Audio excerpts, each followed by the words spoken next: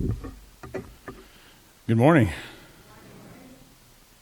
As we prepare our hearts and our minds to take the cup and the bread, some things I was thinking on a little bit and preparing for this. What we do is Jesus says to do this in remembrance of him. And I was thinking that can be taken in a lot of different ways. We remember Jesus, he was a good man, he walked the earth, but what was Jesus' message? And it took me to the book of John, chapter 3, where he's visit with Nicodemus. And I've read this several times, but I was reading some other things and came across who Nicodemus was. And when Jesus had his conversation with Nicodemus, it was early in his ministry after he started, because John the Baptist was still alive. So that tells you that he had just started.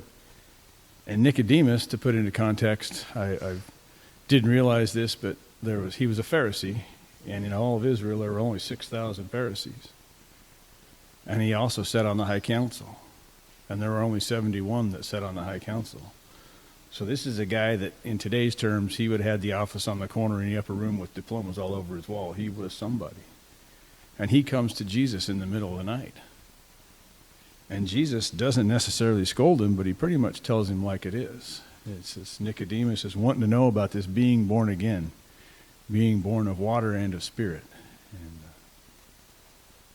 without going through the whole thing, when I'm getting ready to do the bread, I'm thinking of the body that when Jesus says to be born of the water and spirit, no one can enter the kingdom of heaven. And so when we committed ourselves to Christ in baptism, we committed ourselves in the body of Christ that we would follow his teaching. And if we're to have our place in heaven, then we need to really get into the word of what Christ has in store for us. And so this, I'm not here to preach, I'm just here to give a little bit before the bread, but these are some things that were going through my mind is to know who Jesus is, but to truly understand what Jesus wants us to do is a whole different thing. So let's go to our Father in prayer.